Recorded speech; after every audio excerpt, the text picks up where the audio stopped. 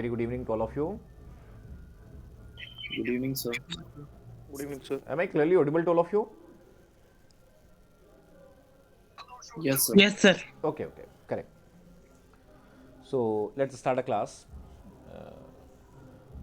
कुछ लोग ऐसे हैं जो कि नए हैं यहाँ पर और कुछ लोगों ने लास्ट की क्लास अगर अटेंड कर ली है तो बहुत अच्छा किया है उन्होंने, अदरवाइज थोड़ी सी प्रॉब्लम आएगी. Now we are going to discuss some new points in introductory part. जैसे कि मैंने बताया था कि इंट्रोडक्शन है आपका ज्यूरिस्प्रूडेंस का, उसमें कुछ चीज़ें हम डिस्कस करने वाले थे. व्हाट वाज द टॉपिक, क्या नाम दिया था हमने चैप्टर को?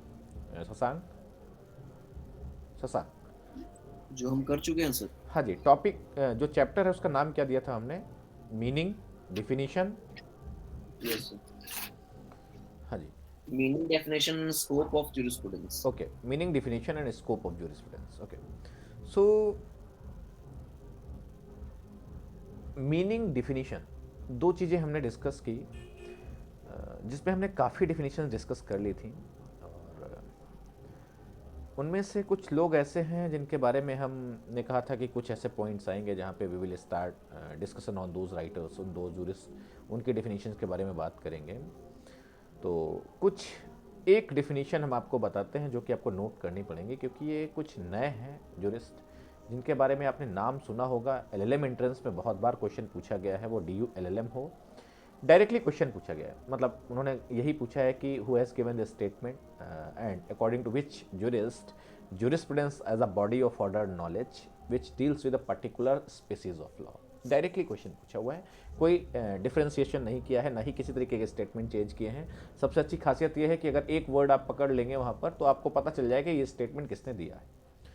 सो यहाँ पर दो व्यक्ति हैं जिनके नाम मैं लेना चाहूँगा, EM पैटरसन और MJ सेटना. ये दो एकदम नए नाम हैं. जैसे कि मैंने आपको बताया था कि रेडक्लिफ और अर्नॉल्ड, ये भी एकदम नए नाम है जो कि एक बार आएंगे उसके बाद गायब हो जाएंगे पूरे ज्यूरिस्प्रूडेंस में और कहीं पर आपको पलट कर मिलेंगे बहुत अलग जगह. तो अर्नॉल्ड के बारे में मैंने क्या बताया था आपको, कोई बता सकता है मुझे?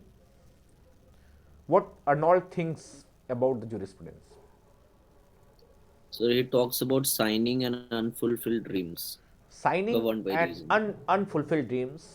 आपको ये पता चला, थोड़ा सा आपने देखा कि हाँ अच्छा ये वर्ड अगर आपको मिलता है तो ये अर्नॉल्ड का स्टेटमेंट था कि ज्यूरिस्प्रूडेंस क्या है? As a shining but unfulfilled dreams governed by dreams of a world governed by a reason.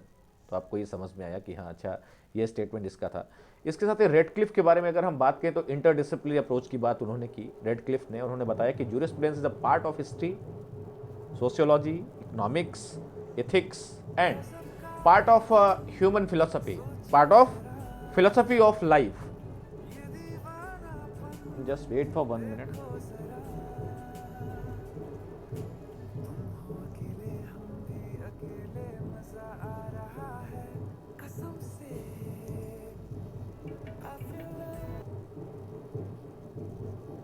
Am I clearly audible? Yes, sir.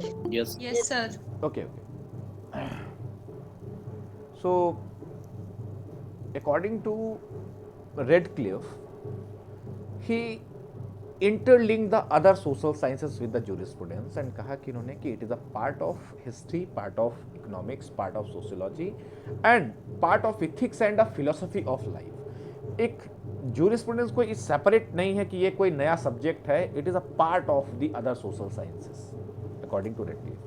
बहुत ज़्यादा शोर हो रहा है मेरे आसपास में, तो थोड़ा सा आप लोग कॉपरेट करेंगे आज. ये कभी कभार है, शादी बारात कुछ है. आप लोगों के पास नॉइस तो नहीं आ रही ज़्यादा? No, sir. Okay correct. Okay ठीक है. Now EM Patterson and MJ Sethna, तो इनकी दो डिफिनीशन आप लोग नोट कर लेंगे ज्यूरिस्प्रूडेंस के बारे में इन्होंने क्या कहा है. उसके अलावा फिर हम आगे बात करेंगे. According to EM Patterson, jurisprudence as a body of ordered knowledge, jurisprudence as a body of ordered knowledge which deals with a particular species of law. According to EM Patterson, jurisprudence as a body of ordered knowledge which deals with a particular species of law. इसके साथ ही एक MJ सेटना है जिन्होंने एक definition दी कि jurisprudence as the study of fundamental legal principles. Jurisprudence as the study of fundamental legal principles, including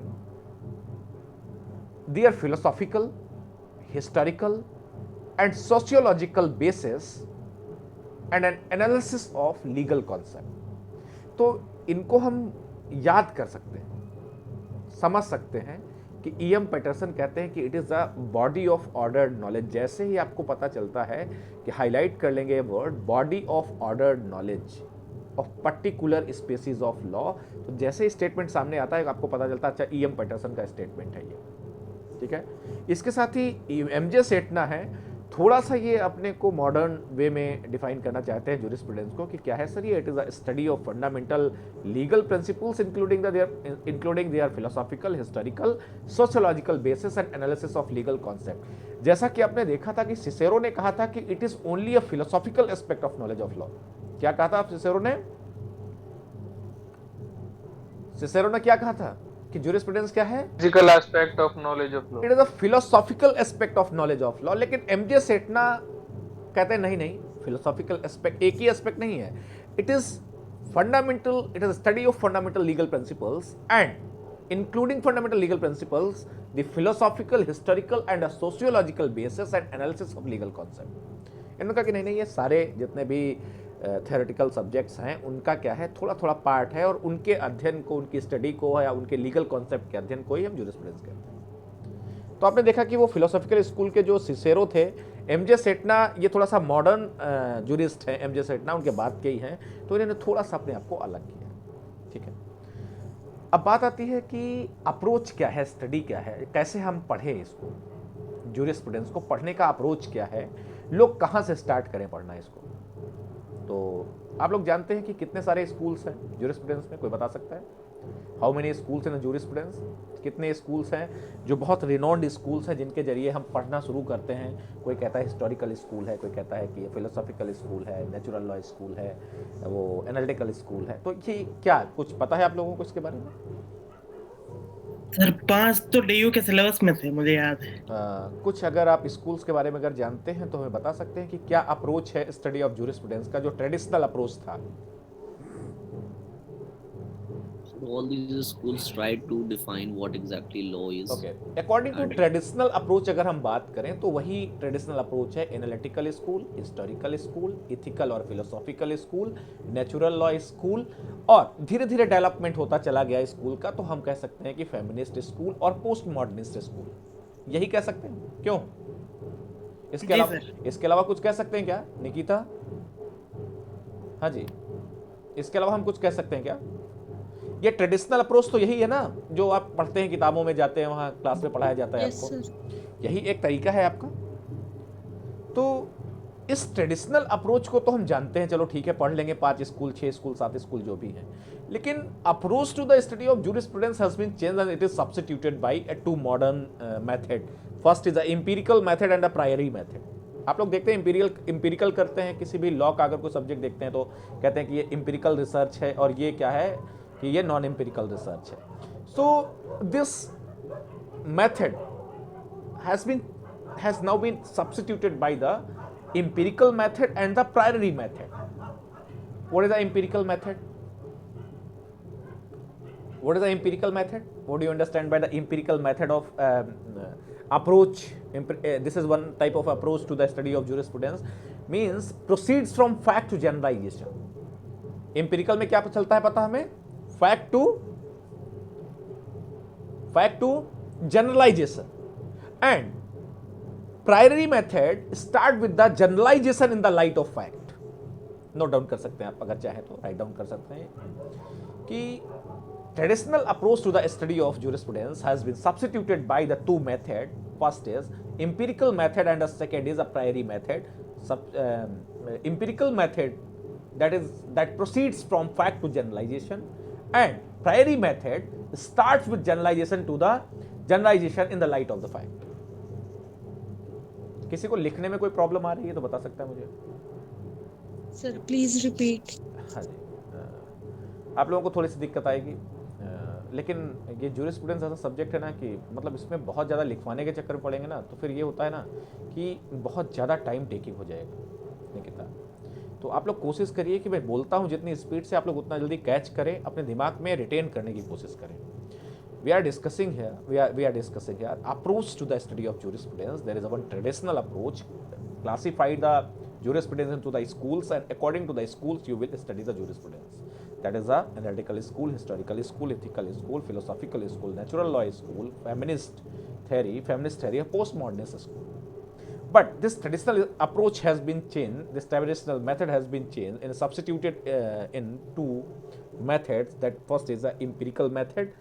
Empirical method is proceeds from a fact to generalization, and priori method, that is I start with generalization in the fact, generalization in the light of fact. ये समझ में आया इतना आप लोगों को? आप लोग मैसेज करते रहेंगे तो बहुत अच्छा लगेगा, ठीक है? सर ये इससे- फैक्ट जनरलाइजेशन का क्या मतलब हुआ, मैं समझ जनरलाइजेशन का मतलब ये हुआ कि देखिए आपके पास बहुत सारा फैक्ट है, आपने क्या कर लिया, आप एम्पिरिकल करते हैं, जानते हैं, रिसर्च करते हैं, आप तो कहाँ जाते हैं? फील्ड में जाते हैं। शशांक क्या करते हैं आप? यस सर, फील्ड में जाते हैं, फील्ड में जाते हैं, डेटा कलेक्ट करते हैं, डेटा कलेक्ट कर जनरलाइज करते हैं डेटा। तो वही बता रहा है ये एम्पिरिकल मेथड। और प्रायरी मेथड क्या है? Start with generalization in the light of the fact, ठीक है? ये क्या है? Proceed from fact to generalization. एक फैक्ट कलेक्ट किया आपने, उसके बाद जनरलाइज किया। एंड प्रायरी मेथड कहता है कि स्टार्ट विद जनरलाइजेशन, पहले जनरलाइज कर लिया और उसके बाद इन द लाइट ऑफ फैक्ट उसको हमने एनालिटिक की, ठीक है? तो ये दो मेथड नए तरीके हैं approach to the study of jurisprudence, जो कि नया अभी डेवलप हुआ। इसके साथ ही एक क्वेश्चन बनता है, सबसे इंपॉर्टेंट क्वेश्चन है, whether jurisprudence is a science, whether it has relation with any other social science, whether it is interdisciplinary approach, interdisciplinary subject। तो सबसे पहला क्वेश्चन है कि ये जो जूरिस्प्रूडेंस है वेदर अ साइंस, इसका नेचर बताता है कि ये किस नेचर का है। What is the nature of a jurisprudence? इसको क्या कहें हम? साइंस कहें, आर्ट्स कहें, लिटरेचर कहें, इसको हम क्या कहें? Whether it is a science, this is a question. तो सर मेरे साइंस बोल सकते हैं। चिराग साइंस बोल सकते हैं, लेकिन बोलने के लिए हमें कुछ जूरिस्ट के नाम और उनके कोटेशंस देखने पड़ेंगे, कुछ उनके स्टेटमेंट्स को देखना पड़ेगा। बोलने को तो हम ऐसे कह सकते हैं कि हाँ साइंस है, लेकिन जस्टिफाई करने के लिए हमको क्या चाहिए? कुछ राइटर्स चाहिए, कुछ राइटर्स चाहिए, कुछ ऐसे जूरिस्ट चाहिए जिन्होंने बोला हो कि ये साइंस है। कैसे साइंस है ये भी जस्टिफाई किया गया, ठीक है? तो सबसे पहले अगर हम बात करें तो तीन मैंने आपको डिफिनीशन बताई थी। कोई बता सकता है जहां पर वर्ड साइंस यूज हुआ हो? हॉलैंड की सबसे पहले मैं बात कर लेता हूं, jurisprudence as the formal science of positive law. ये वर्ड आपने देखा था, स्टेटमेंट देखा था ये आपने Shashank? Jurisprudence as the formal science of positive law. And इसके पहले एक और मैंने कहा था कि दो और डेफिनेशंस थी जिनमें साइंस के बारे में बात हुई थी। कोई बता सकता है मुझे? सामन ने क्या कहा था? सामन ने बताइए। jurisprudence is science of first principle. Jurisprudence is the science of first principle of civil law, ठीक है? इन्होंने भी साइंस की बात करी कि ये first principle of civil law है, ठीक है? इसके अलावा कोई ऐसा है जिसने कहा हो कि ये साइंस है? Yes sir, अल्पियन। ऑल्पियन, उन्होंने क्या बताया? Jurisprudence is the observation of things but it is not a science, observation है ये। He has also said the science of the just and unjust. Elan. It is a law of just and unjust. Nikita please statement से इधर उधर मत हुई है please. It is a law of just and unjust, science नहीं है। हाँ जी अंकित, आपने कुछ बताया है, बताइए। Yes, sir. Dr. Elan, Dr. Elan. अच्छा, क्या बताया उन्होंने था? Jurisprudence as the scientific synthesis of essential particle of law. Essential principle of law, particle नहीं, essential principle. Yes, sir. Principle of law. Yes, Allen ने कहा था कि scientific synthesis of principle of essential principle of law. चलिए ठीक है, ये भी हो गया। एक और राइटर का मैं नाम लूंगा थोड़ा सा, जब मैंने साइंस कीटन ने, हाँ जी कीटन ने क्या कहा था बताइए? It's a scientific synthesis of general principles of law. हाँ, जनरल प्रिंसिपल ऑफ लॉ। चलिए, कम से कम आपको ये तो याद रहा। चलिए, अब हम एक कुछ सिमिलर साइंटिफिक हटा देते हैं, सीधे साइंस की बात करते हैं। किसने कहा कि ये साइंस है? तो सबसे पहला मैंने देखा कि हॉलैंड है जो कह रहा है कि jurisprudence as the formal science of positive law. उसके बाद एक रस्क्यो पाउंड के बारे में आपने सुना होगा नाम। रस्क्यो पाउंड सुना आपने नाम? Yes, sir. इनको फादर भी कहते हैं सोशल इंजीनियरिंग। इनको कहते हैं कि इन्होंने कॉन्सेप्ट दिया, he has propounded a social engineering. और इन्होंने कहा कि jurisprudence is the science of law using the term law in its juridical sense. No doubt, इस स्टेटमेंट को थोड़ा सा नोट कर लेंगे आप। According to Roscoe Pound, according to Roscoe Pound, jurisprudence is the science of law. According to Roscoe Pound, jurisprudence is the science of law using the term law in its juridical sense. Juridical sense as denoting the body of principles recognized, as denoting the body of principles recognized or enforced by public and regular tribunals in the administration of justice. ये दो definitions की मैं बात कर रहा हूँ। हाँ, I am repeating, just wait. Roscoe Pound, according to Roscoe Pound, jurisprudence is the science of law using the term law in its juridical sense as denoting the body of principles recognized or enforced by public and regular tribunals in the administration of justice. तो यहां पर दो definition mix है। कभी कभार पूछा गया है क्वेश्चन में कि who has given the definition कि jurisprudence as the science of law using the term law in its juridical sense. एक स्टेटमेंट तो ये पूछा जा चुका है अभी तक। दूसरा, it is the body of jurisprudence as the body of principles recognized or enforced by public and regular tribunals in the administration of justice. तो यहां पर आप लोग थोड़ा ध्यान देंगे। हाईलाइट करने वाली चीज आपको जो मिल रही है वो क्या है कि body of principles recognise as enforced by public and regular tribunal. Public and regular tribunal highlight कर लीजिए। अभी हम एक स्टेटमेंट बताएंगे तो आपको इसका कंपैरिजन पता चलेगा, थोड़ा सा आपको पता चलेगा, डिस्टिंग्विश कर पाएंगे कि ये किससे अलग बात कर रहे हैं। ठीक है, तो ये आपने देखा कि रस्क्यो पाउंड ने बात की साइंस की। ठीक है, अब बात आती है कि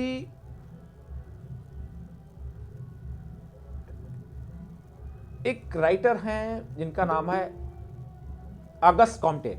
there is one writer, August Comte. तो वैसे आप लोग जानते हैं कि पॉजिटिव वर्ड जो यूज किया है किसने यूज किया है? क्यों? Austin. But John Austin. But August Comte, he is considered as the father of modern positivism. Note down please. क्या लिखेंगे आप कि August Comte, he is considered as the father of modern positivism. तो कभी confuse नहीं होना है Austin के साथ। ऑस्टिन पॉजिटिव लॉ की बात करते हैं, but concept of modern positivism was propounded by August Comte. 1798 से 1857 में इन्होंने ये modern positivism, he is considered as the father of modern positivism. ये क्वेश्चन पूछा भी गया है, लोग कंफ्यूज हो जाते हैं, ऑस्टिन कर देते हैं क्योंकि वो पॉजिटिव लॉ की ज़्यादा बात करते हैं, तो इसलिए लोग सोचते हैं कि नहीं अगस्त कॉम्टे कैसे हो सकते हैं, अगस्त कॉम्टे तो बहुत दूर दूर तक नहीं है। लेकिन नहीं, ये जो वर्ड पॉजिटिविज्म है इसकी बात जो की उन्होंने अगस्त कॉम्टे ने की। And he confined his analysis, note down this, he confined his analysis to the observation of facts. He confined his analysis to the observation of facts, rejecting the completely the hypothetical observations, considerations. इन्होंने कहा कि हम इधर उधर की बात नहीं जानते हैं, ओरिजिनल चीज बताइए हमको क्या है, हम सिर्फ यस और नो में समझना जानते हैं। ये नहीं कि इधर हाइपोथेटिकल कंसिडरेशन की बात करिए, ऐसा होता है, ऐसा होता है, ऐसा होता है, ये सब कुछ नहीं है। He confined his analysis to the observation of law, observation of facts. He rejected completely the hypothetical consideration in the study of jurisprudence and legal theory. तो हाइपोथेटिकल जब किसी आदमी ने अपनी थ्योरी में से कोई चीज हाइपोथेटिकल माना ही नहीं किसी चीज को, इसका मतलब कंक्रीट चीज है वो, इसका मतलब वो साइंस है फिर क्यों शशांक? अगर एक व्यक्ति कह रहा है कि एक और एक जोड़ने से 2 होता है और इसके अलावा हम कुछ नहीं मानेंगे, आप जो करना है कर लीजिए, एक और एक 2 होता है, मैं मैथमेटिकल तरीके से जानता हूं, ये साइंस कहता है कि गुरुत्वाकर्षण है, मैं मानता हूं गुरुत्वाकर्षण है, दैट्स इट। इसके अलावा आप बताते रहिए कुछ भी, किसे नीचे गिरता क्यों है, ऊपर उठता क्यों है, मुझे नहीं पता। गुरुत्वाकर्षण है, साइंस ने प्रूव किया है, आई बिलीव इन साइंस। तो उन्होंने कहा कि he completely rejected the hypothetical consideration in the study of jurisprudence and legal theory. Auguste Comte, he was considered a father of a modern positivism. And इसके साथ ही अगर हम बात करें तो साइंस की, ये साइंस ऑफ लॉ है क्या? What is science of law? जैसे कुछ लोगों ने कहा ना कि jurisprudence as a science of law, तो science of law includes,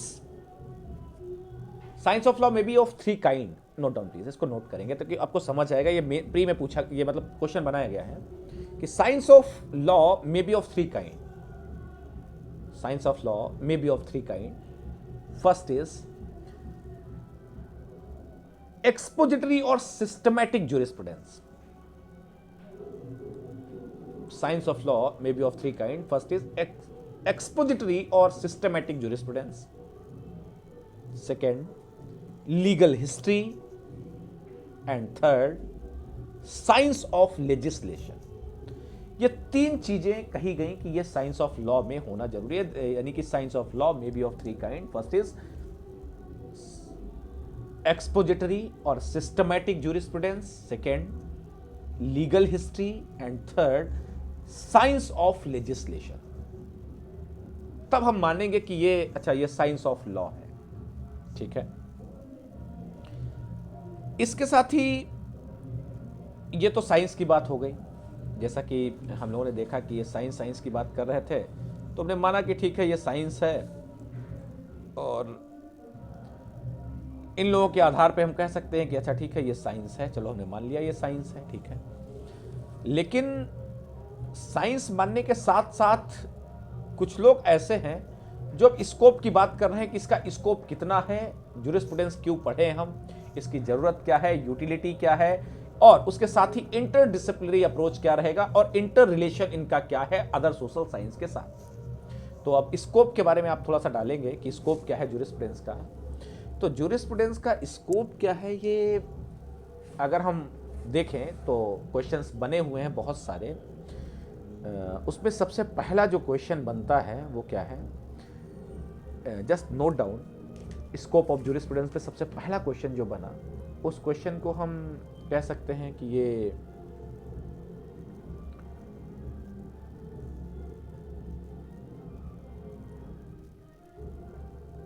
according to Samand, jurisprudence, we are not concerned to derive rules. Jurisprudence, we are not concerned to derive rules from authority and apply them to problem. ये IPC जैसा नहीं है कि theft है, definition fulfil हो रही है तो 378 का मुकदमा लिख दिया और 379 में पनिशमेंट दे दिया। Jurisprudence, we are not concerned to derive rules from authority and apply them to the problems. We are concerned rather to reflect, note down please, क्योंकि स्टेटमेंट लिखना ही पड़ेगा आपको, ऐसे नहीं समझ पाएंगे आप। We are concerned rather to reflect on the nature of legal rules. हाँ जी, I'm just repeating, I'm just repeating please. In jurisprudence, we are not concerned to derive rules from authority and apply them to the problem, comma, we are concerned rather to reflect and apply them to legal rules on the underlying meaning of legal concept and on the essential feature of legal system. तो बात आती है कि मैंने जैसे आपको बताया कि आईपीसी में आपने देखा कि अच्छा ये फैक्ट है, इस फैक्ट में ये वाला ऑफेंस आता है और इसकी ये पनिशमेंट हो सकती है, तो ये ऐसा नहीं है कि आपने कोई रूल्स फॉर्मुलेट कर लिया और रूल के बाद उसको पनिश कर दिया अकॉर्डिंग टू द रूल्स, ठीक है, नहीं। ये क्रूशियल कॉन्सेप्ट की बात करता है कि जैसे मैंने आपको बताया था कि एडल्ट्री होनी चाहिए या नहीं होनी चाहिए, एडल्ट्री ऑफेंस होना चाहिए या नहीं होना चाहिए, law as it is valid है या law is it ought to be होना चाहिए, आने वाले समय में कुछ बदलाव होने चाहिए। तो ये क्या करता है कि meaning of legal concept and the essential feature of legal system, उनको एनालाइज करने का काम करता है ज्यूरिस्प्रूडेंस। ये नहीं है कि ये रूल्स बनाओ अप्लाई कर दो, ये नहीं। Ronald Dworkin propounded the interpretative jurisprudence. Ronald Dworkin, अब ये आता है, क्वेश्चन भी बनाया जाता है कि who has propounded the theory of interpretative jurisprudence. तो Ronald Dworkin propounded interpretative jurisprudence, who was a critic of law and adjudication in forms of positivism. जो पॉजिटिविज्म अगस्त काम्टे कह रहे थे कि पॉजिटिविज्म की जो उन्होंने फिलॉसफी दी या ऑस्टिन ने फिलॉसफी पॉजिटिविज्म की दी, उनके ये क्रिटिक हैं और इंटरप्रिटेटिव ज्यूरिस्प्रूडेंस पे विश्वास रखते हैं। कहते हैं समय के मुताबिक अगर बदलाव हो तो बदलाव कर लेना चाहिए, ये नहीं है कि what we say that is a law, command of sovereign always should not be law, according to time and circumstances command should be amended, change होनी चाहिए according to the circumstances of the society. उन्होंने कहा कि Ronald Dworkin propounded the theory of interpretative jurisprudence, who was a critic of law and adjudication in terms of positivism. तो जब interpretative jurisprudence की बात आती है तो आर्टिकल 21 को इतना ब्रॉड कर दिया जाता है कि बहुत सारे अधिकार ओपनली बाहर निकल कर आ जाते हैं एक लाइन से, ठीक है। जैसी जरूरत पड़ी समाज को वैसा इंटरप्रिटेशन होता चला गया आगे, ठीक है। इसके साथ ही Sir, can you repeat the last line, please? who was a critic of law and adjudication in terms of positivism. Positivism strict law की बात कर रहा था, लेकिन ये कहते हैं कि इंटरप्रिटेटिव ज्यूरिस्प्रूडेंस होना चाहिए। he has given up, he propounded the interpretative jurisprudence.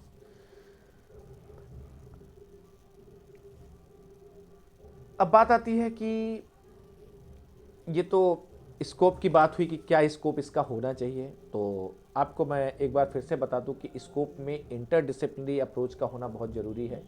जैसे रेडक्लिफ ने बताया था कि क्या है, jurisprudence is part of history, part of economics, part of sociology, part of ethics and philosophy of life. ये एक ऐसी चीज़ नहीं है कि एक आइसोलेशन में करने वाली चीज़ है, इसको आइसोलेशन में आप नहीं पढ़ सकते हैं। इसका रिलेशन और भी साइंस के साथ है और भी सोशल साइंसेस के साथ इसका रिलेशन हो सकता है। इसके साथ ही according to Oliver Wendell Holmes,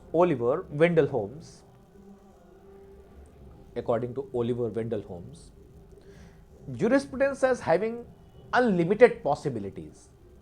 Jurisprudence as having unlimited possibilities of developing law according to the changing needs of human society and contemporary knowledge explosion. Full stop. यहाँ पर देखिए, अब आप ओलिवर वेंडल होम को पहचान कैसे पाएंगे, उसके लिए आपको देखना पड़ेगा कि jurisprudence as having unlimited possibilities. Highlight this word. Ronald Dworkin ने क्या कहा था, कोई बताएगा हमें? He is a propounder of Interpretative theory of jurisprudence. and सॉमन ने क्या कहा स्कोप के बारे में ज्यूरिस्प्रूडेंस के? अरे थोड़ा सा ध्यान लगाइए। Salmon, Jurisprudence is not concerned to derive rules from हाँ जी। authority and apply them. बस इतना ही खाली आपको अगर याद रहेगा ना तो पूरे पैराग्राफ में कि jurisprudence is not, we are not concern to derive rules from authority and apply them problem, we are concern rather to reflect on the nature of legal. एक सिंपल सा सेंटेंस आपने पकड़ लिया, पता चल जाएगा कि ये सामन ने कहा हुआ है, ठीक है। आपने देखा रोनाल्ड डॉर्किन ने बताया कि ये ही has propounded the interpretative jurisprudence, who was a critic of positivism, strict positivism के वो क्रिटिक किया उन्होंने। ओलिवर वेंडल कहते हैं कि देखिए ऐसा jurisprudence has as having a unlimited possibilities of developing a law according to the changing needs of a human society and contemporary knowledge exploitation.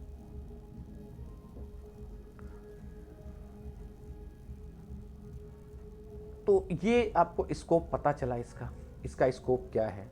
Radcliffe के बारे में बताया तो उन्होंने बताया कि इंटरडिसिप्लिनरी पार्ट है ये, ठीक है। चलिए इसके साथ ही भी एक और क्वेश्चन बनता है कि jurisprudence and legal theory, what is the difference, क्या डिस्टिंक्शन है जूरिस्प्रूडेंस और लीगल थ्योरी में। दो चीजें पढ़ते हैं आप लोग, नहीं पढ़ते हैं, किताबों के नाम भी लिखे होते हैं, ये legal theory, Salmond on jurisprudence, क्यों बताइए। तो ये जूरिस्प्रूडेंस और लीगल थ्योरी में क्या डिफरेंस है बताइए, एक ही चीज है या अलग अलग है। सर जूरिस्प्रूडेंस में जो प्रेसिडेंट है वो भी आ जाता है, मतलब जूरिस्प्रूडेंस में प्रेसिडेंट आ लॉ जाता है। लॉ कैसे इवॉल्व हुआ, जूरिस्प्रूडेंस इज अबाउट दैट। देखिए चिराग, नहीं अभी नहीं आप पकड़ पाएंगे, बहुत टिपिकल चीज़ें हैं। संभव नहीं है कि पॉसिबल आंसर कर पाएँ आप, इट्स ओके, कोई नहीं, आपने ट्राई किया है, ठीक है, क्योंकि ये जब तक कंप्लीट पढ़ नहीं लोगे ना आंसर नहीं कर पाओगे। जी सर, कोई बात नहीं, इट्स ओके। बात आती है कि जूरिस्प्रूडेंस का वर्ड का मतलब आपको बताया था, juris law and prudence is a special skill knowledge of law. Juris law special skill prudence. Legal theory distinguish कैसे करती है जूरिस्प्रूडेंस से, तो आप नोट करेंगे कुछ छोटा सा कि legal theory comprises philosophy of law, legal theory comprises philosophy of law and therefore it seeks to examine and analyzes the philosophical content of law.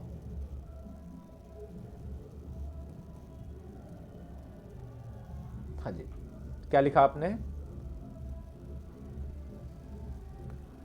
और एक आदमी है जो बहुत अच्छा डिफरेंस बता करके गया है जूरिस्प्रूडेंस और लीगल थ्योरी में, वो है फिजराल्ड, FITZGERALD। पहले तो आप लोग क्या लिखा है आपने बताएंगे हमें, क्या लिखा आपने कि legal theory comprises philosophy of law and therefore it seeks to examine and analysis the philosophical content of law. और एक ही आदमी है जो आपको डिस्टिंग्विश करेगा सही से, वो आदमी है फिजराल्ड, FITZGERALD। और यह बहुत ही कॉमन नहीं है, बहुत ही एकदम रेयर नाम है ये, और ये आपको याद रखना है कि जूरिस्प्रूडेंस और लीगल थ्योरी को डिस्टिंग्विश अगर किसी ने किया है तो ये आदमी है जिसका नाम आपने फिजराल्ड बताया मैंने। आप लोग और भी प्रोनाउंसिएशन कर सकते हैं अच्छा, अगर देखेंगे जिन लोगों की इंग्लिश और अच्छी है। Jurisprudence covers a wider field of study as compare to legal theory. Note down please, इसको नोट करना बहुत जरूरी है। Jurisprudence covers a wider field of study as compared to legal theory,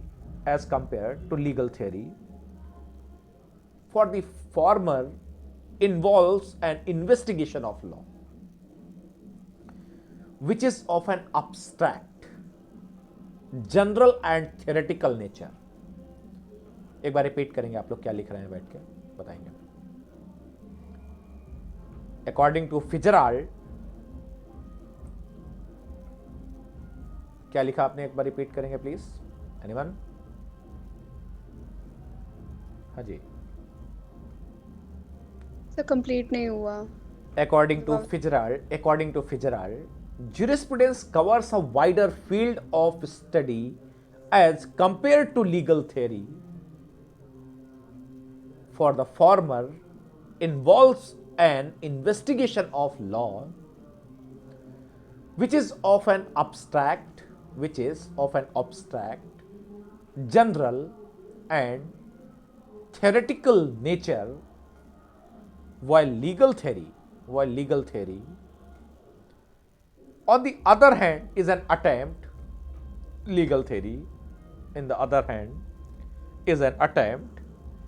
to answer what is law, attempt to answer what is law in order to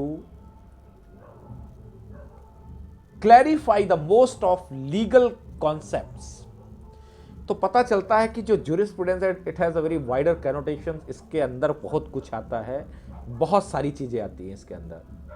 तो वो philosophical jurisprudence हो सकता है, लीगल ज्यूरिस्प्रूडेंस हो सकता है, दुनिया के ज्यूरिस्प्रूडेंस, मेडिकल ज्यूरिस्प्रूडेंस हो सकता है, क्रिमिनल ज्यूरिस्प्रूडेंस हो सकता है, कुछ भी हो सकता है। But legal theory just in other hand it is an attempt to answer what is law in order to clarify the most of all legal concept. Medical jurisprudence में लीगल कॉन्सेप्ट का क्या मतलब है, एक थ्योरी निकाल करके बता दिया, okay, unsound mindness will be decided on the basis of the test, these are the test evolve by the legal on the basis of the legal provisions. Is it clear? मेरी बात समझ आ रही ससा? Yes sir. हाँ जी। तो ये एग्जांपल फिर से थोड़ा समझा दीजिएगा ये medical jurisprudence. Actually jurisprudence covers a wider field, Hindu jurisprudence, Muslim jurisprudence, legal jurisprudence, scientific jurisprudence, criminal jurisprudence, बहुत सारे ज्यूरिस्प्रूडेंस हो सकते हैं। Are you getting my point? But legal theory is just one part. It attempts to answer what is law in order to clarify the most of all legal concept. उसमें क्या legal concept involve है वो legal theory है। Are you getting my point? अब ये बताइए कि कोई बीमारी की दवा क्या होगी, ये तो नहीं बता सकता कोई। ये बीमारी का जड़ क्या है, कोई नहीं बता सकता। या ये बीमारी का उद्भव कहाँ है, ये नहीं कोई बता सकता लीगल थ्योरी से। लेकिन ये बता सकता है कि अगर ये बीमारी हुई है तो इसके लीगल इम्प्लीकेशंस क्या होंगे, क्या कॉन्सेप्ट ऐसे हैं जिसकी वजह से इसको मान सकते हैं कि अच्छा अच्छा हाँ ये तो नेचुरल बीमारी है, इसमें इसको डिफेंस दे दिया जाए। क्यों? अगर अनसाउंड माइंड कहा जाए कि देखिए ऐसा है धतूरा खाने से आदमी पागल हो जाता है, तो धतूरा खाने से साइंटिफिक ज्यूरिस्प्रूडेंस कहता है कि देखिए ये धतूरा खाने से आदमी थोड़ा सा मतलब ज्यादा बोलने लगता है, गुस्सा आ जाती है, ये वो है। लेकिन लीगल ज्यूरिस्प्रूडेंस कहता है कि क्या वाकई में धतूरा खाने से उसको अनसाउंड माइंड मान लिया जाए? Shashank, really his mental ability is not working well, he is not able to identify what is right or wrong? Shashank, if really after eating that fruit person is not able to a person is not able to exercise his reasoning faculties, जो भी आपकी reasoning faculties हैं, अगर वो exercise नहीं कर रही हैं, then we can give exemption, we can give some defense to that person that he is an unsound mind person. Is that clear? Shashank? Yes sir, yes. हाँ जी। तो ये जो लीगल थ्योरी है, this word is coined by doctor Friedmann in 1945। Just wait for 1 minute please, battery I think दिक्कत कर रहा है।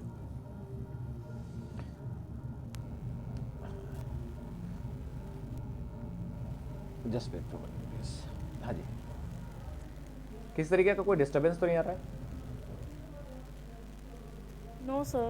ओके, कोई डिवाइस अगर है तो बता दीजिएगा। No, sir.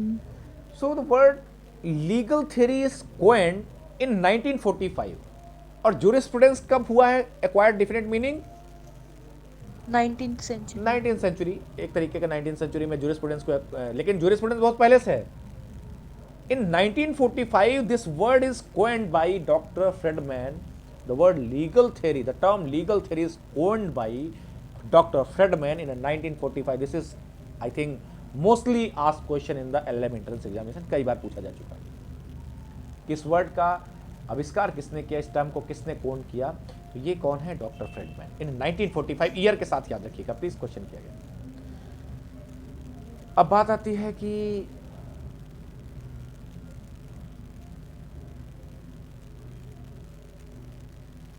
ये जो ज्यूरिस्प्रूडेंस है, ये लॉयर्स एक्स्ट्रा वर्जन है, आपको पता है।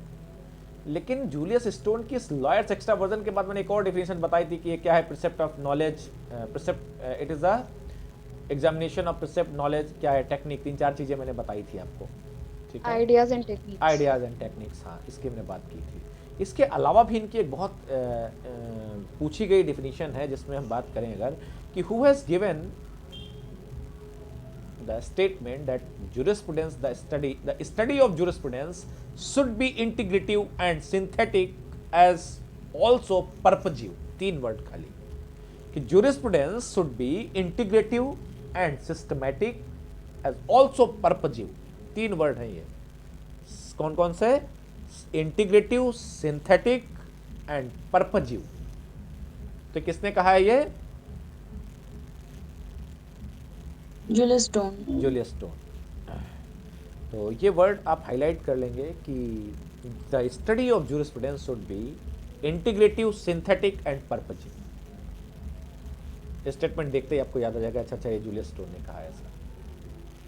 सिंथेटिक की बात तो जूलियस स्टोन ने कही थी, ये तो आपको याद ही है। क्यों? हीटन ने भी कुछ बोला था ऐसे ही, उन्होंने साइंटिफिक बोला था ना शायद। क्यों? Scientific synthesis of general principle of law.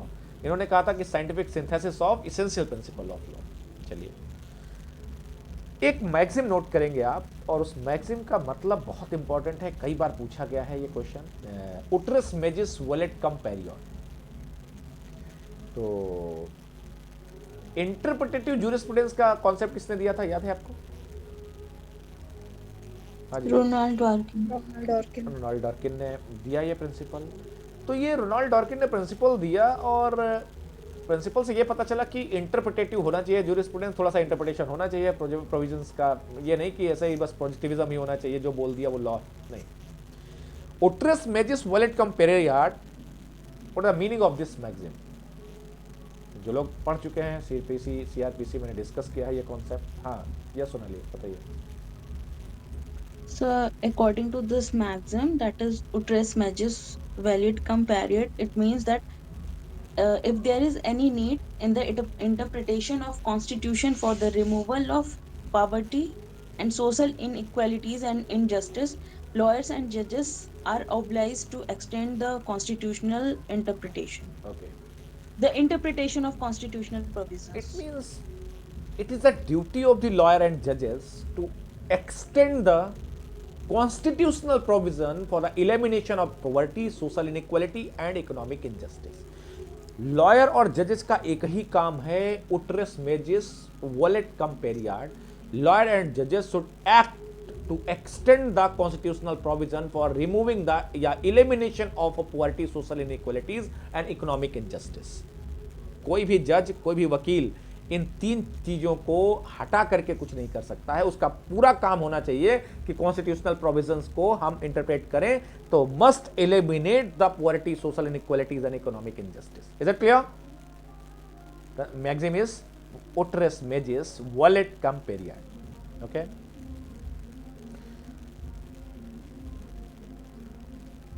And who is just give a name of a judge who has used the lawyer's extra version in his number of cases. Justice Krishna Iyer, he uses the approach. Bhagwati also. हाँ जी, हाँ जी, Justice Krishna Iyer, who has many times in his cases uses the concept which is propounded by Julius Stone as a lawyer's extra version in his cases. जो जजेस judgement दिया है कृष्णा अय्यर ने, उन्होंने this approach which is propounded bye Julius stone, lawyers extra version, that was applied by justice Krishna Iyer in many cases. अब बात आती है कि ये तो चलो हो गया, कुछ थ्योरी हैं जिनके बारे में हम बात करें कि ये कुछ थ्योरी हैं जिनके बारे में आपको जानना चाहिए कि जूरिस्प्रूडेंस की ऐसी कौन सी थ्योरी हैं जिनके बारे में अगर हम बात करें तो वो थ्योरी बहुत इंपॉर्टेंट थ्योरी हैं जूरिस्प्रूडेंस की। जैसे फॉर्मलिस्ट थ्योरी है, यूटिलिटेरियन थ्योरी है, हिस्टोरिसिस्ट थ्योरी है। तो ये कुछ बहुत ही मेमोरेबल थ्योरी है, इनको रिमार्केबल थ्योरी कह सकते हैं हम। तो these are the some theories, note down please. Formalist theory, utilitarian theory and historicist theory. बाकी नेचुरल लॉ थ्योरी बहुत आगे चलते चले जाएंगे तो बहुत थ्योरी चलती चली जाएंगी, but these are a very important theories.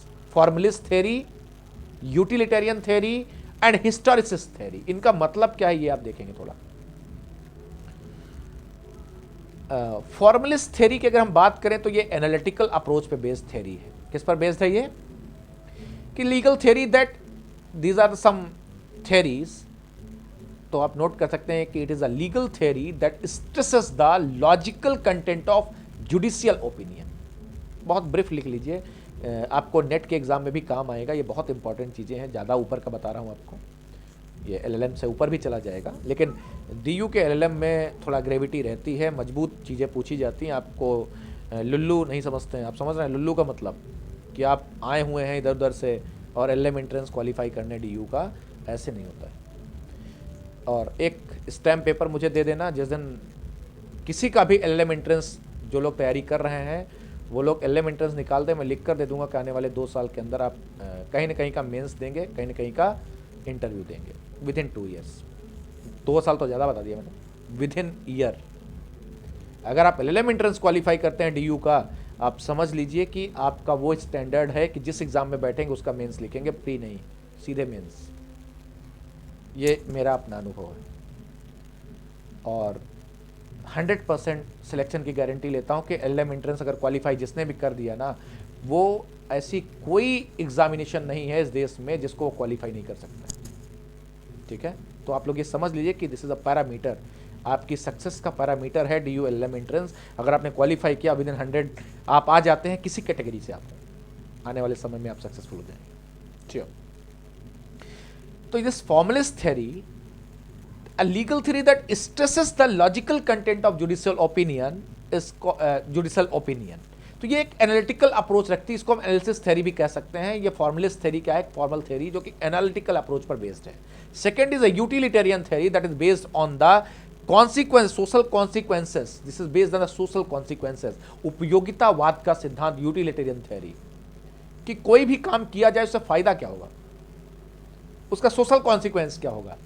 हम बना देते हैं हिजाब के ऊपर लॉ, लेकिन what will the social consequences, उसके सोशल कॉन्सिक्वेंसेस क्या होंगे। चलिए हम अलाउ कर देते हैं पहन के जाइए आप हिजाब, या मना कर देते हैं हिजाब मत पहन के जाइए, but what will be the social consequences. Is there any utility of wearing hijab, not wearing hijab? अगर है तो बनाइए। This is the jurisprudence behind the hijab controversy. Third thing is historicist theory. अब हिस्टोरिसिस थ्योरी क्या करती है कि a theory that regards them as a reflection of the circumstances in which they were written। उसके पीछे की history की बात करते हैं कि ये जो हिजाब की बात कर रहे हैं, थोड़ा कुरान हमको भी पढ़ाइए ना, देखें कुरान में कि क्या कहा जा रहा है। क्या वाकई में हिजाब पहन के ही जाना कॉलेज में अच्छा है, या हिजाब पहनना एसेंशियल पार्ट है? Just read the Quran, just read the ancient जो भी टेक्सचर्स हैं, जो भी टेक्स्ट हैं, उनको रीड करिए आप एक बार। हिस्टोरिसिस थ्योरी कहती है कि पीछे चल के देखते हैं क्या लिखा गया है, क्यों लिखा गया है, किसने लिखा है, व्हाट पीरियड, क्या कंटेम्परेरी टाइम था वो, किस लिए लिखा गया ये। This is the historicist theory. तो these are 3 very important legal theory जिनके बारे में हम बात कर रहे हैं कि ये जो थ्योरी है इनके बारे में आप जानिए थोड़ा। इसके साथ ही अब बात आती है कि what is the utility of jurisprudence. इसकी क्या यूटिलिटी है, हम क्यों पढ़ रहे हैं इसको, इतना माथापच्ची हम क्यों कर रहे हैं इसके बारे में कि हम रोनाल्ड डॉर्किन, ओलिवर वेंडल होम्स, या फिर वो जस्टिस कृष्णा अय्यर के बारे में, या तुम्हारा सलमान के बारे में पढ़ रहे हैं, सामंत के, या फिर हम फिजराल्ड के बारे में पढ़ रहे हैं कि क्या डिस्टिंक्शन है लीगल थ्योरी एंड जूरिस्प्रूडेंस में। तो इसकी यूटिलिटी क्या है इन आई ऑफ लॉ, इसकी क्या यूटिलिटी? ये क्वेश्चन बनता है, एक सीधा सीधा क्वेश्चन बनाया जाता है कि what is utility of jurisprudence. तो सामंत ने एक बहुत अच्छी लाइन बोली है जिसको आप लोगों को भी समझना चाहिए कि हर व्यक्ति का एक इंट्रिंसिक इंटरेस्ट होता है। जैसे आप पैदा हुए हैं तो आपके जरिए कोई एक काम बताया जाएगा, एक काम लिखा हुआ है, वो आपको करके जाना है। Shashank, are you getting my point? Abdul Kalam Azad, उनके जीवन में एक काम लिखा था, क्या था कि न्यूक्लियर मिसाइल बना करके निकलना है उनको यहाँ से। कैसे बनानी है, क्यों बनानी है, he has his own intrinsic interest, उनका खुद का एक इंट्रिंसिक इंटरेस्ट था कि ये काम उनके हत्थे लिखा हुआ है और वो करके जाएंगे। तो जूरिस्प्रूडेंस भी क्या है? According to Salmond, jurisprudence has its own intrinsic interest. और ओन इंट्रिंसिक इंटरेस्ट को अगर और थोड़ा सा समझना है तो अगर कह दे कोई कि इन मैथ नंबर थ्योरी, तो नंबर थ्योरी से क्या करते हैं हम, बताइए? अगर हम मैथ की बात करें तो कह देंगे 1 2 3 4 5 6 क्या होता है, हटाइए इसको, फाड़ फूड़ के फेंकिए, ये नहीं पढ़ेंगे हम। 1 2 3 4 5, तो what is the value of 1 2 3 4 5? Numbers का क्या मतलब है वहां? What is the Sir, these are the basic units on which the whole mathematics will like follow. Not mathematics Shashank, practical use in a life. Numbers का क्या है? Sir trade ही नहीं हो पाएगा। दे हैव नॉट ट्रेड, हटाइए चिराग, trade की बात नहीं करते हैं। Practical use in life, number theory has practical use in life. पता है आपके जीवन में प्रैक्टिकल यूज है उसका, और इसलिए mathematicals In math, number theory has practical use in life. It has its own intrinsic interest. आपके किताब फाड़ देने से 1 2 3 4 5 नहीं खत्म हो जाएगा, आप उंगलियों पे गिनने लग जाएंगे। क्यों चिराग? कैलकुलेटर तोड़ देंगे आप, मैथ की किताबें फाड़ देंगे आप, लेकिन जब आप 2 4 10 होंगे आप खुद से ही करेंगे आप। This is it has a practical use in his in human life. Yes sir. Now according to Julius L Coleman, note down please. Salmond के बारे में तो आपने जान लिया कि उन्होंने बताया कि jurisprudence has its own intrinsic interest. Example, the math की बात करें तो number theory that has a practical use in life. तो according to Jules L. Coleman, jurisprudence aims छोड़ो रहने दो, इंपॉर्टेंट नहीं है, सॉरी, कोई जरूरत नहीं इसको पढ़ने की तुम्हें।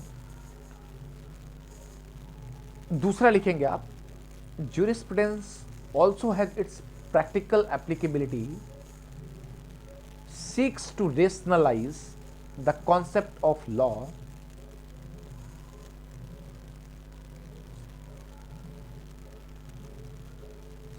solve the different problems involving intricacies of law. Solve the different problems involving intricacies of law. Third is, jurisprudence also has great educational value. देखिए ये 5 ऑप्शन बन के आएंगे, उनमें से एक आपको गलत करना है, तो वो आप समझ लीजिए। It has its own intrinsic interest. It solves the practical. It is used in a practical applicability, and it solves the difficult problems involving intricacy in the law.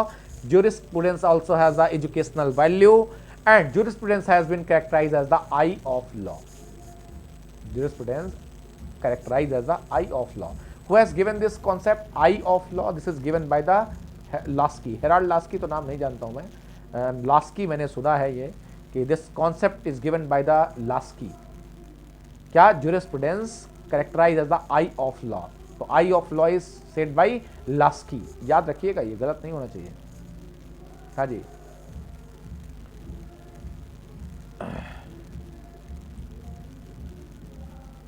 तो एक और तरीका है, एक बहुत इंपॉर्टेंट क्वेश्चन यहां पर आता है। अकॉर्डिंग टू डायस का नाम आप लोगों ने सुना है? जूरिस्प्रूडेंस की किताब आती है डायस की, आपने सुनी है? डायस ऑन जूरिस्प्रूडेंस आपने कॉलेज में देखी होगी, क्यों? Yes sir. जी सर, पूरा नाम नहीं पता है। हाँ, वो but Dias- RWM Dias. According to RWM Dias इनकी बहुत एक अच्छी डेफिनेशन है, और वो डेफिनेशन नहीं है, आपको यूटिलिटी बताएगा सिर्फ जूरिस्प्रूडेंस की। इन्होंने यूटिलिटी के बारे में एक लाइन बोली थी, और वो कई बार पूछा गया है, क्लैट से लेकर के DU के LLM तक। According to RWM Dias, the study of jurisprudence provides an opportunity, the study of jurisprudence provide an opportunity for the lawyer to bring theory and life into focus, to bring theory and life into focus, for it concerns human thought, in relation to social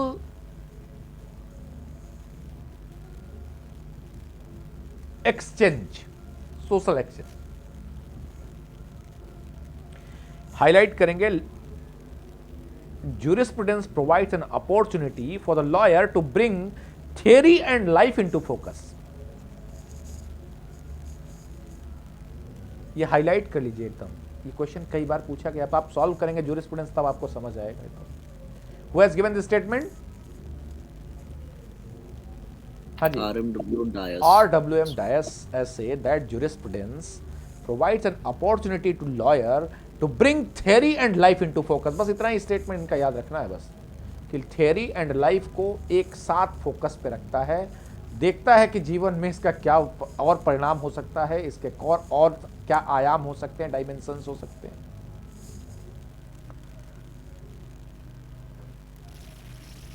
and अब बात आती है कि वैसे it's enough, आज के लिए इतना ही बहुत है, रोकना पड़ेगा। इंटरडिसिप्लिनरी अप्रोच बचा हुआ है कि what is the relation between jurisprudence and other social sciences, jurisprudence and ethics, jurisprudence and sociology, jurisprudence and political science, comparative jurisprudence, ऐसे ही करके 4-5 पॉइंट बचे हुए हैं जो हमें भी डिस्कस करने हैं, बट टाइम कांस्टेंट है तो थोड़ा सा रुकना पड़ेगा आपको। तो ये जो हेडिंग डालेंगे आप डाल लीजिए कि inter relation of jurisprudence with other social sciences, inter relation of jurisprudence with other social sciences. देखिए ये पहला चैप्टर ही सबसे इंपॉर्टेंट है, बाकी सब खेल है, बाकी तो अब इतना हो गए, आप जानने लग गए, इनको ऐसा फैमिलियर कर देंगे कि आपको लगेगा घर के आदमी से, ठीक है। तो आप हेडिंग डाल के छोड़ दीजिए कि inter relation of jurisprudence, inter relationship of jurisprudence with other social sciences. तो अदर सोशल साइंसेस में हम देखेंगे कि ज्यूरिस्प्रूडेंस एथिक्स में क्या अंतर, ज्यूरिस्प्रूडेंस और सोशोलॉजी में क्या अंतर है, ज्यूरिस्प्रूडेंस एंड पॉलिटिकल साइंस में क्या रिलेशन है। तो इन सब चीज़ों को हम कंपैरेटिव ज्यूरिस्प्रूडेंस क्या है, इन सबको हम धीरे से समझेंगे। आज की क्लास में तो नहीं हो पाएगा और टाइम भी उतना नहीं है, क्योंकि आपके जो लिमिटेड टाइम में हम इतना ही कर सकते हैं, ठीक है। Thank you so much all of you. और किसी को कोई डाउट है तो आप लोग क्वेश्चन पूछ सकते हैं, you have 5 minute, any question please. बाकी के लोग प्लीज,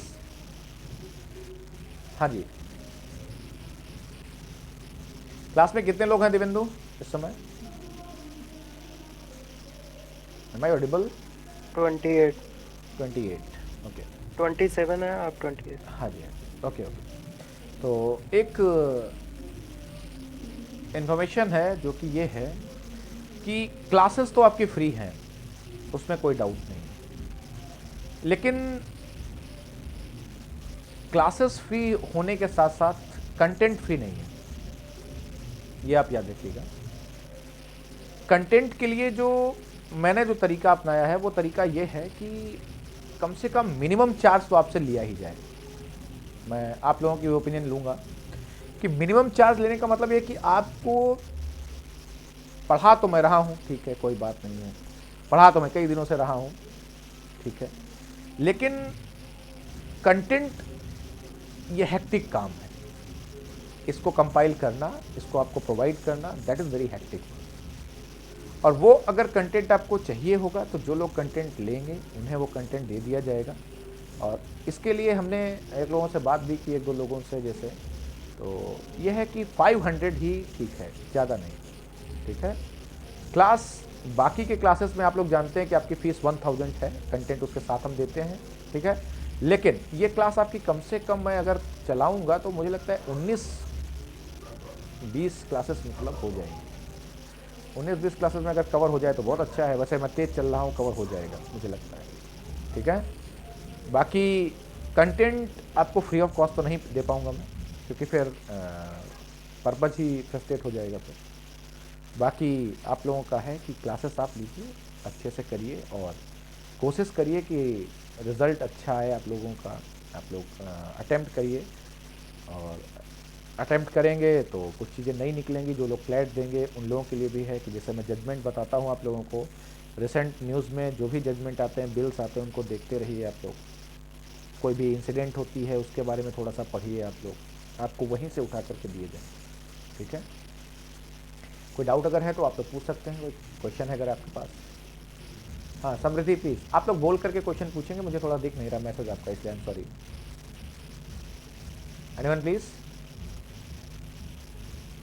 सर वो मैक्स सर सारे सब्जेक्ट्स हाँ जी, हाँ क्या कह रहे हैं आप, बताइए। देखिए कुछ ऐसे सब्जेक्ट्स हैं, मैक्सिम रिपीट कर दीजिए। मैक्सिम रिपीट करिए प्लीज़। सस्ती बताइए एक बार, क्लास में है सस्ती? Yes, sir. It's Ultras Magis Wallet Compariate. हाँ, Ultras Magis Wallet Compariate, okay. हाँ क्या कह रहे थे रोहित, क्या नाम है तुम्हारा? राहुल? हाँ जी। रोहित सर। हाँ रोहित बताओ। सर सब जो एग्जाम से पहले सारे सब्जेक्ट हो जाएंगे। देखिए ऐसा है रोहित, ये मैं तुमको बता दूं, कोई टीचर नहीं निकलवाता है एलएलएम एंट्रेंस। एलएलएम एंट्रेंस तुम्हारा खुद का जमीर निकलवाता है, पता है आपको। मैं यहाँ पर अगर एक लाइन पढ़ा रहा हूँ, आप 10 लाइन आगे पढ़िए, क्वेश्चन पेपर सॉल्व करिए, पुराने क्वेश्चन सॉल्व करिए, क्लैट के पेपर सॉल्व करिए, यूपीएससी का लॉ ऑप्शनल आता है वो सॉल्व करिए, मैं तुम्हें सजेस्ट कर सकता हूँ। मैं तुम्हारी नाव में बैठ के नाव नहीं चला पाऊंगा, मैं चप्पू चलाने का काम नहीं कर सकता। मैं तुम्हें ये बता सकता हूँ कि ये कितना सॉलो है, यहाँ पे कहाँ आना है तुम्हें, कि मैं ये कर सकता हूँ। अब तुम ये अगर सोचो कि जूरिस्प्रूडेंस में सब कुछ मैं वो बता दूँ जो आएगा, वो कैसे मैं कर पाऊंगा, दैट इज़ नॉट पॉसिबल। लेकिन मैं ये बता सकता हूँ कि ये किताबें पढ़ो, इन किताबों में आपको अच्छा मिलेगा कंटेंट, वो कर सकता हूँ। मैं जो कंटेंट दे रहा हूँ दैट इज़ सफिशिएंट, आपको फंसेगा उसमें। दूसरा, आपको टाइम देना पड़ेगा, आपको टाइम निकालना पड़ेगा, ठीक है। 5 महीने से क्लासेस ले रहा हूँ, जो लोग मेरे पढ़ रहे हैं रेगुलर स्टूडेंट हैं, उनसे देखिए jurisprudence, constitution, contract, IPC, CPC, CrPC, evidence, सब खत्म है उनके सब्जेक्ट हैं। तो आपका एक लेवल तैयार हो जाता है। एकदम से दौड़ पड़े एलएम एंट्रेंस के लिए, तो यार ये थोड़ा सा रेस में, आप समझ रहे हैं ना, उस रेस में कैसे करेंगे काम। चलो कॉन्स्टिट्यूशन कर चुके हैं, अब कॉन्स्टिट्यूशन का कंटेंट आपको मिल जाए। अब कॉन्स्टिट्यूशन के 60 लेक्चर हैं, कैसे करेंगे आप कवर? आपके अंदर इतनी क्षमता होनी चाहिए कि आपको नहीं, मुझे 60 के 60 लेक्चर कवर करने हैं। आईपीसी 48 लेक्चर हैं, कवर करिए 48 लेक्चर। कहाँ से गलतियाँ हो जाएंगी? अब होएंगी नहीं गलतियाँ, सब कुछ तो बता दिया है। तो इसलिए आपको मेरे से 10 गुना ज़्यादा पढ़ना है। मैं आपको 1 घंटे पढ़ा के चला जाऊँगा, इसके बाद आप MCQ सॉल्व करिए, पुराने क्वेश्चन पेपर देखिए। क्वेश्चन पेपर देखने के बाद उनमें देखिए कौन सी गलतियाँ आपकी हो रही हैं, international law, jurisprudence, constitution, contract क्या है, ठीक है। तो ये चीज़ है। और किसी का कोई क्वेश्चन अगर है तो आप तो पूछ सकते हैं। हाँ जी सर एक रिक्वेस्ट थी, अगर आप कंटेंट दे देते हैं तो सर वो आपके क्लास के साथ पढ़ने में थोड़ा ज़्यादा यूज़फुल होगा। हाँ, वो मैं खुद ही जानता हूँ इस चीज़ को, क्योंकि मुझे पता है कि वो कंटेंट देने के बाद ये क्लास काफ़ी रिदम में और तेज़ चल सकती है, ठीक है। तो ये हम कर देंगे। मैंने बताया है आपको कि कंटेंट ही है जो कि मतलब सबसे इम्पोर्टेंट चीज़ है जूरिस्प्रूडेंस में, यस सर। समझ रहे हैं? तो वो आपके लिए ज़्यादा अच्छा रहेगा, ठीक है, वो हम कर देंगे, ठीक है। और दूसरी चीज़ ये है कि कम से कम आपकी 19 से 20 क्लास तो जूरिस्प्रूडेंस चलेगी। आपको एक तरीका पता चल जाएगा कि हमें ये जूरिस्प्रूडेंस इस तरीके से पढ़ना है और हमको अब याद रहे। शायद आप लोगों को कुछ फ़ायदा हुआ या नहीं हुआ, 2 क्लास अभी आपने ली, please I am just asking. Yes sir. ये लोग तो तुम तो, हाँ, ये तो LM कर रही है DU से ही, प्रियंका तो DU से LM कर रही है, मैंने पढ़ाया था, लॉरिक में पढ़ाया था मैंने, तुम तो कर रही हो LM वहाँ से। बाकी के लोगों को जो अभी नए जुड़े हुए लोग हैं, उनको कुछ अंदाजा हुआ जूरिस्प्रूडेंस का? कुछ रिटेन हुआ आपके पास? Yes sir. कुछ है ऐसा जो कि पहली बार जो जूरिस्प्रूडेंस पढ़ रहे हैं, उन्हें कुछ इंटरेस्ट लगा कि मैं 1 घंटे जूरिस्प्रूडेंस की क्लास में बैठा था? क्यों समृद्धि? Yes sir. कुछ लगा आपको कि मैं 1 घंटे जूरिस्प्रूडेंस की क्लास में थी? क्योंकि बहुत बोरियत होती है क्लास ना। मेरी बात समझ रहे हैं? सर इंटरेस्टिंग है। हाँ, इंटरेस्टिंग है, इंटरेस्टिंग बना रहेगा, इंटरेस्टिंग, पता है? मेरी बात समझ रहे हैं आप लोग? तो इसलिए आपको ये देखना है, गेट इट। और लेट्स मीट एट 6 AM। जो लोग एविडेंस के हैं वो लोग मॉर्निंग में मिलते हैं हम लोग, okay. Good night all of you. Thank you sir. Okay, welcome Nice. Welcome Good night, sir. Welcome Thank you, sir. Welcome.